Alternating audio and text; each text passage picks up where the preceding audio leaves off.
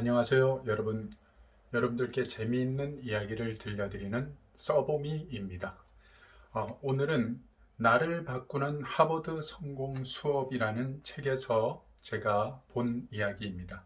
이 책의 저자는 류 웨이 위라는 사람이고요. 출판사는 리드 출판사에서 나온 그런 책입니다.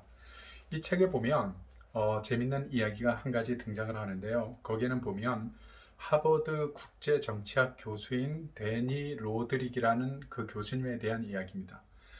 이 교수님에게는 아주 성격이 불같은 그런 아들이 하나 있었다고 합니다. 그런데 이 아들은 걸핏하면 화를 내고 그 화를 주체하지 못해서 다른 사람과 대화 가운데서도 화를 내고 신경질을 내고 분노를 하다 보니까 사람과의 그 관계가 다 깨지기 시작을 했던 겁니다.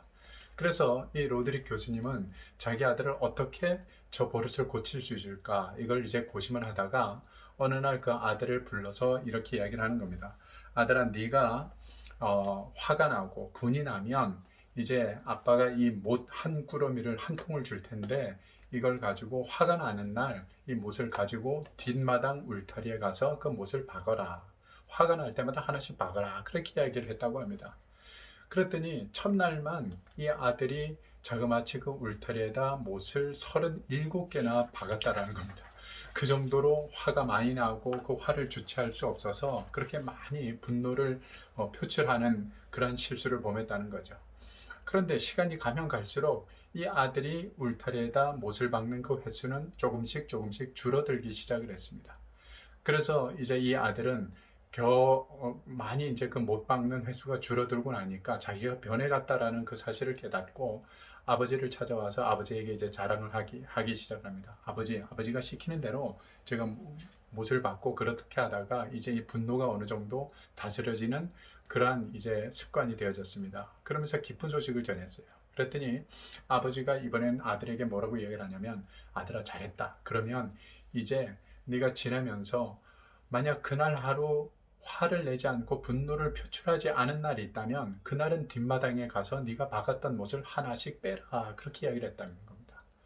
그 이 아들은 정말로 그 훈련이 잘 되어져서 이제 분노를 표출하지 않는 그런 날들이 많아지기 시작을 했습니다.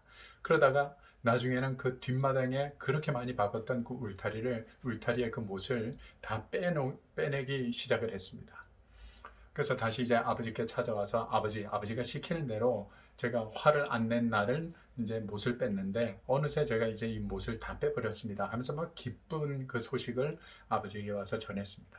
그러자 이제 아버지는 그 아들의 손을 잡고 뒷마당으로 가서 그 못이 다 빠진 그 울타리를 가리키면서 아들에게 이렇게 얘기를 하는 겁니다.